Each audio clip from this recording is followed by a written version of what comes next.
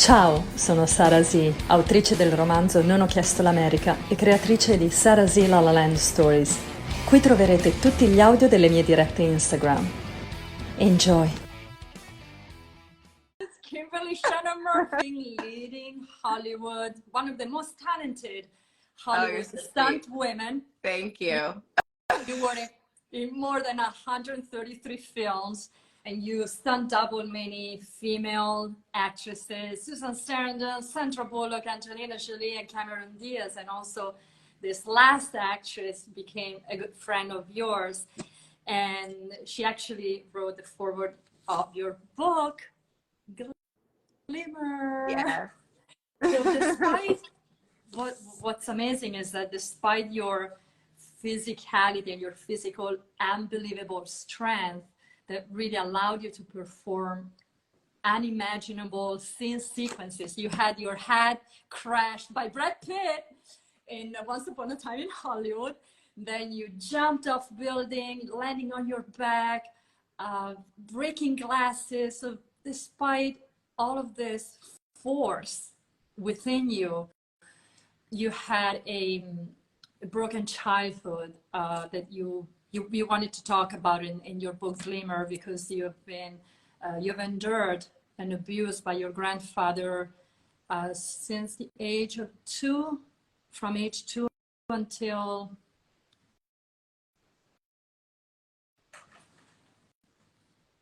Kimberly, we lost you. Kimberly?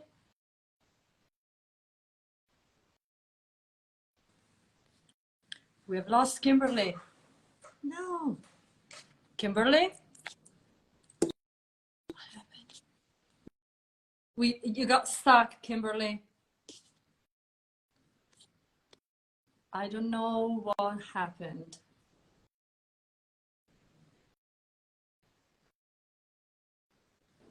Hi, I don't know what happened. I disappeared. I don't know what happened. Sorry. Oh no, it's okay. It just threw Actually, me off. I was like, oh no, but I did hear your question. Did you I hear? did, because I was trying to get back on, and I was like, she's talking to herself. Because you were like this. Oh, I was frozen. I was like, she's Excellent. very attentive. I thought she's very attentive. So I was saying that you decided that despite your physical strength, you've endured an abuse by your grandfather from the age 2 until age 11. And why did you decide to come up now with and describing and talk about in your book Glimmer, which is a story of survival, hope, and healing? And why? Yes. And why the title? This very tempting title, Glimmer. Yeah. It's interesting because when I named the book, I didn't realize that your glimmers are the opposite of your triggers, which I didn't know when I named the book. I named it because I just felt like my inner child was like always like a glimmer of, I always felt like there was like a glimmer of hope for me, even though I was really struggling through my life, that there was something that I was meant to do with it, which I do believe is this book, and just getting myself out there and my story out there to help survivors. So that's where I came up with the name, and I didn't want it to be like a depressing, sad name. I wanted it to be something that was intriguing and positive, and because at the end of the day, that's what this story is. It's not so much about,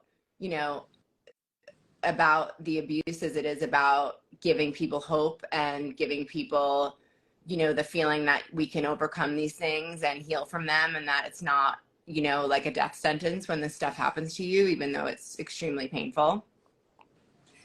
And how did you find back that glimmer that you had and you lost it? And you had to retrain your brain and your identity and find your new self. Yeah. How were you able to do it? To do it? Yeah. I mean, what, and also, yeah. Sorry. No, that's okay. I think I'm still doing it. I think that we all, you know, have our things that we've been through in life. And that's why I want this book to speak to everybody who's been through anything, and not just sexual abuse survivors.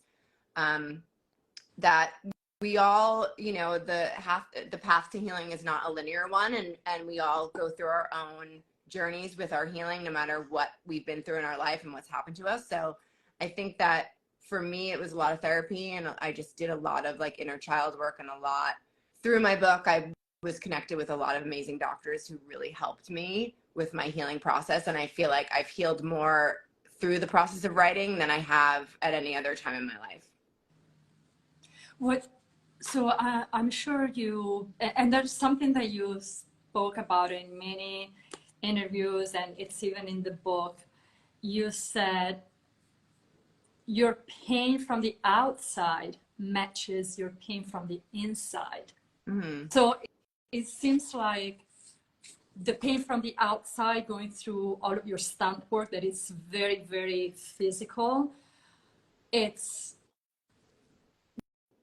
that kind of pain. It's I'm gonna use the word like affordable. Like I can endure that kind of pain because it's gonna cover my worst pain that is from inside. So how were you able to combine these two emotions, like the pain of your work with your pain, your emotional pain? Yeah. Well, well, if you ask Dr. Mattei, what he feels about it is that I've never actually been in my body my whole life, that I've been like kind of not really in tune with my inner child, like living in my own body, that I was like so disconnected as a child that I brought that into adulthood. So I think I had this very big disconnection with myself, and going to work and having these really big challenges and having these really big stunts to do and these really big things kind of made me feel alive in a weird way, where I was feeling really damaged on the inside, and it was giving me some sort of validity, or it felt good to me. And I didn't realize when I was in the process of doing it and when I was working that's like was part of what was happening, but it actually was. And I think that, you know, in general, a lot of people that put themselves through difficult things in their adulthood, and I mean like fighters or stunt people or whatever, like hardcore dancers, because we all know that they get their asses kicked too, have had some sort of like trauma. I think. I wanted to touch that needle. I wanted to touch the needle because we spoke on the phone, and I haven't gone through what you went through at all. But I mean, probably a different kind of trauma, maybe more psychological. But I don't want to talk about it.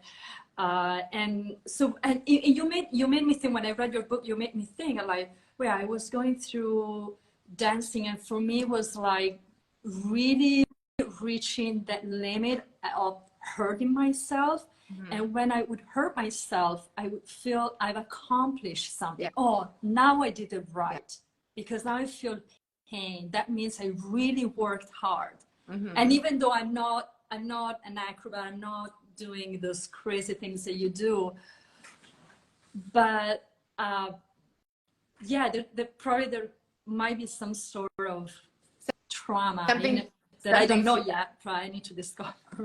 Yeah, no, I think and I think that's when we talked about that on the phone, and I personally think, I mean, I was a dancer too, and we abuse our bodies like massively. I mean, it's like, you know, you don't get paid a lot of money when you're dancing, so because of that, we're working so much, and we're having, putting our bodies through this rigorous stuff every day, especially if you're on stage and you're doing a bunch of like modern and jazz or whatever it is, and you're on your knees, or or point or whatever it is. It's like, it's somewhat abusive to your body in a certain way when you get to that like professional level, I feel like. Yes, definitely. And you were saying you always felt disconnected about what happened. Yeah. Was there a moment when you felt that connection with the trauma? You said that you realized what you were going through and what happened? I think I do now. I think I thought I did 20 years ago, but I think that now is when I really have connected and put those two pieces together, of my childhood and my adulthood. But I did think if you would have talked to me 20 years ago, I would have been like, yeah, I'm so, I'm so healed and I'm doing so well and I'm so reconnected with myself. I wasn't at all. And, in 10 years, I'll probably say the same thing about myself now. So I think it's an ever growing process. And it's something that, when we find something that we need to work on in ourselves, it takes time, and it's not something that happens overnight. Yeah. And reading your book, it seems like you were supposed to be protected by your family, but apparently only one person was you call her your savior, your Aunt Pat. And I wanted to read, because I love this passage in your book, page, no, I don't say the page, so people need to read it and find that passage. But I really love what your aunt said. There was apparently only one really supporting you. Do not avoid your suffering. Feel it and let it go. Although it is painful to relive traumatic events, it is the antidote to a life unlived, devoid of passion. Bring breath to the pain. I just loved it. It enlightened me, this part. Oh, she was a beautiful writer. She always wanted her work to be published, so now it is. Say again, sorry? She always wanted her writing to be published. Oh, and so she passed away, but now it is published. So I feel like I gave her that gift, even though she's not here with me anymore. But lives in your words. Yes, she lives in your words. She does. And your aunt was really supportive. And how were you able to trust again people, feeling isolated by people that you were supposed to be close to them and the most trustworthy person? How did you gain again confidence to get close to people and feeling loved and love again? Yeah, it's still a process. And I think that for me, trust is something that needs to be earned from people. And I don't think that back then, I feel like we lived in a generation where it was like, oh, this is your family and you should just trust everyone and love everyone because they're your family and this is what we do. And there were no questions asked and nobody, cared about what the kids might have been feeling. You had to hug every adult, you had to be, and no one asked any questions. And now as an adult who has a child, I'm very, very much aware of her and her surroundings and who she feels comfortable with. And I don't let her around anybody that I don't fully trust. And that takes me time, and it should take you time to trust somebody and to leave your child with that person if you decide to do that. I don't think my parents really ever did that or really were in tune with sort of what was going on or, obviously with the people in our lives. So. And so is there anything you're doing now? I know you said you're going through therapy, but something that you do to heal the little girl? Yeah. Right now, some practical exercises or mind or thoughts that can help. I think it's really simple. I'm trying to be more gentle with myself and not expect so much of myself anymore. Like you were saying when you were dancing and how this pressure that you put on yourself that you didn't even probably realize at the time you were doing. I think that for me, I was doing the same thing. It was like, okay, you show up at work and this sort of pressure that I put on myself to perform and do amazing, even if I was bleeding or, in pain or twisted my ankle or whatever it was. Anyways, yeah, exactly. Like that was actually it's good if I'm bleeding. Yeah, Like, exactly. It totally. So I'm not, you know, in that space anymore, which I feel really grateful about. And I'm just trying to take care of myself more. like, well, how? How? No, I want to talk just, about something that was very interesting that I find out, but yeah, tell me, well, just how by you being nourish just yourself. by yeah, just by speaking kinder to myself in general, you know, and not having those moments where I'm going, you know, I'm not thinking about myself or thinking about how this is actually making me feel, and I'm just throwing myself into a situation because that's where I should be, and no matter, you know, I don't do that anymore. You know, it's kind of like I love myself. I'm trying to love myself more every day. And when you start to do that, you just don't put yourself in those situations anymore. So it's those kind of situations are slowly just falling off of me, if that makes sense. Yeah, if you have moments of like those flashbacks or going back with your memory, are you able to push them away, or you just embrace it with in a different state of mind, with being more conscious about it?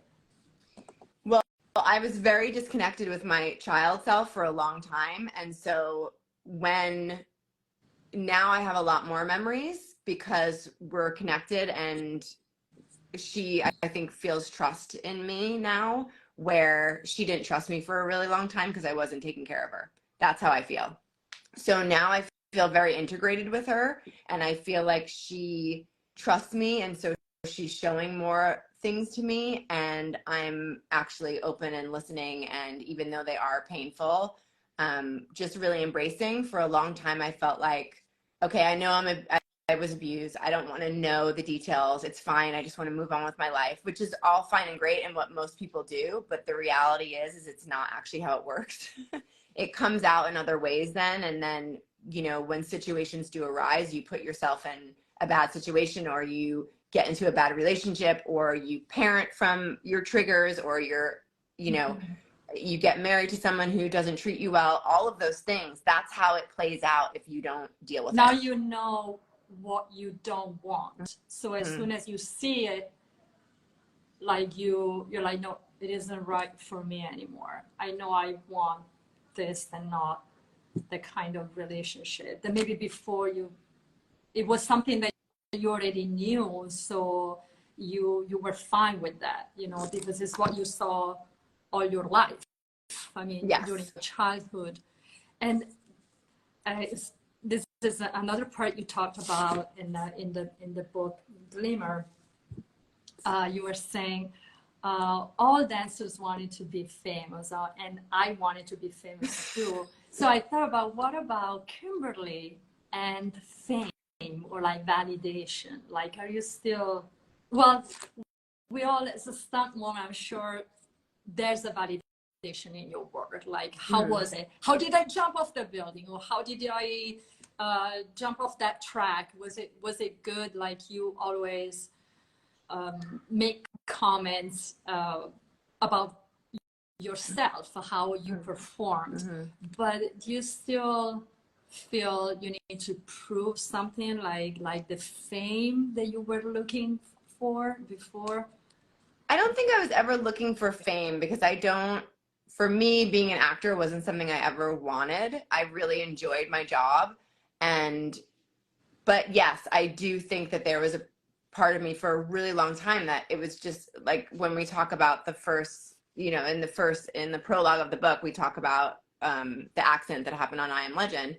And, you know, me just being like, did we get the take? Did it look good? Meanwhile, I was, you know, my whole face was cut open. So it's a really interesting sort of situation, and that I chose to put myself in, or get myself into, and then not go to the hospital for 8 hours was not a good choice whatsoever. So yeah, I'm definitely not there anymore, which is nice. And for me, with work wise, you know, I'm sort of like transitioning into my book, and just really focusing on that. And, you know, we want to make that a movie, and hopefully you know, that will happen in the next few Oh, years. so And you want to make a movie about your life? Yeah. Wow, this is like, wait, we didn't know, the world didn't know. Oh, No. that would be great. And your book probably is coming out in Italian, right? Maybe. Hopefully. Hopefully. Yeah, everything takes some time, especially being a new author and writing my first book. So, you know, but yes, hopefully it's going to come out in every language. We'll see what happens. But if anything, my hope is to do the film, and then we'll probably re-release the book after the film is out. And so we'll see. Will you still work as a stunt in the meanwhile, or now you're gonna take a break? I still work here. I mean, we're obviously all on strike right now, but I still work here and there, mostly for my husband and stuff, because he coordinates and directs now. But yeah, I mean, I'm definitely kind of shifting gears with my life for sure. And my daughter, obviously, and my husband's super busy in the business. So I don't like her not having one parent at home at all times. So I'm usually that parent. Hey, I'm sorry, I need to jump. Yeah. I'm coming back. Wait a second, like I just broke my head. Yeah, exactly. But I want to talk about your husband briefly. But first, something very, very interesting to me is towards the end of the book, a type of therapy that I didn't know was possible, which is the psychedelic therapy. You explored psychedelic work, and I shouldn't say that because, okay, don't say anything to my parents if anyone is listening, but because I tried MDMA when I was 16, and so I didn't know that now it's something, of course, low dosage with the right therapist, so you can. Well, it's low dosage. How does it work, Kimberly? Yeah, it's low dosage, but it's also really clean. Like the stuff that we get when we're in our, you know, in our 20s or whatever from the club or wherever we get things is not actual like pure MDMA. So when you're working with a doctor with it, they get it from like a lab, and it's actually like pure controlled. Like yes. And I also work with mushrooms too, which is like a plant medicine, obviously. I've heard that it's becoming for the first time I saw in LA a sign saying psychedelic therapy. I was like, wait, is that what I'm thinking, mushroom or MDMA? So how can you share briefly what you did with it? I've done quite a few journeys now, and I do it with a doctor, and it's all very you know, it's all very well done. We do therapy before we have the journey, we do therapy after. Everything is very I'm very connected with her. It's just me by myself. Some people do it in groups. It's not really my thing.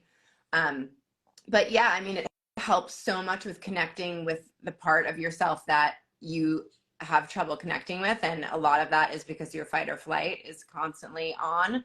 And when you're in that state, it kind of takes that away. So you're able to access parts of your brain that you can't access when you're, you know, not on the journey.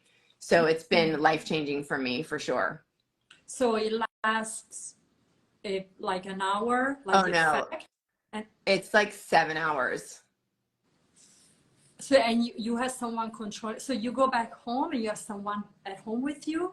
I have someone that I work with that I go to, and she sits with me the whole time.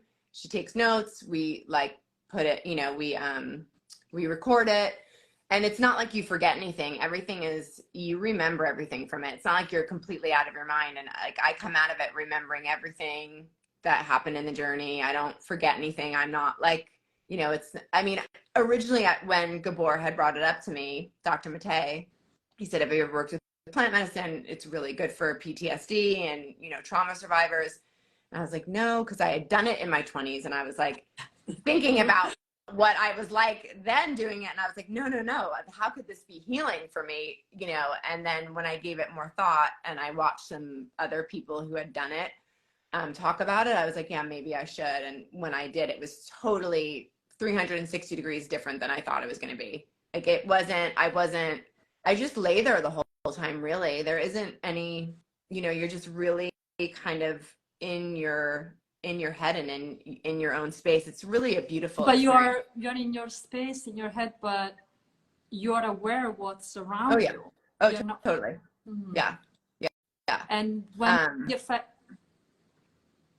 Yeah, and because it's important to work with the doctor because they make sure the dosage is right. They take your weight. They make sure everything is like done properly. So you're not getting too much in your body where you're out of control and you're not able to kind of deal with what's coming at you. It's really a really beautiful, actually, thing that they do. It's a kind of an underground situation at the moment. Yeah, it seems scary to me, maybe because I don't want to lose control. It seems like this kind of therapy, you lose control. You have to let yourself go. But the medicine does that for you. So you don't, like, even if you feel like I don't want to lose control, like once you start taking the medicine, that is not even something you think about. It just like all goes away. Okay, it's a natural process. Yeah. Like you don't put any resistance to it.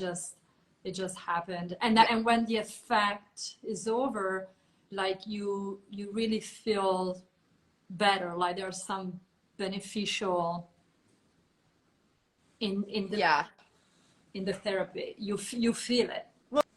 Well, when you come out of it, there's a lot of intense feelings because of everything that you kind of uncovered when you were in the space. Mm-hmm. But, and that just takes a few weeks to process, which is why you do integration afterwards is what they call it, which is when you just talk to the doctor or the therapist about what you experienced and they help you sort of integrate it into your life. And that's really what it is. So it does, depending on like what comes up for you, it does sometimes take like a few weeks or a month to sort of find a place for it. And the book is very, in Glimmer is very well explained, and it was a pivotal moment for me. I was like, wait, so it exists. This therapy exists for real. Like, yes. When you said it's an LA thing, in LA everything's possible. True story. Every kind of therapy. But did your husband ever try this? Or? No, he didn't.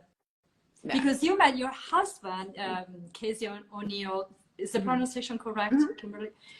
You met him on set of Night and Day. You were stunt doubling Cameron Diaz, and your husband was a stunt double for Tom Cruise. And there was this chasing on the motorcycle.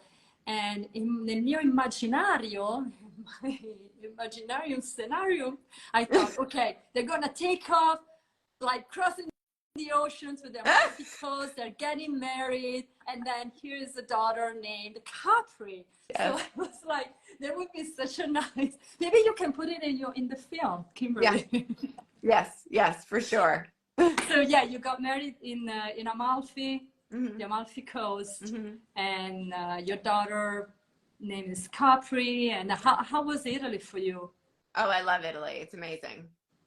It's one of my favorite places. You're not say something in Italian? Oh my God, no, I can't. I can only say posso andare in bagno. Okay. Can I go to the bathroom? Yes, please. That's all I got. Ciao. That's it. Not something a little bit nicer than the bagno. I know, it's terrible. It's terrible.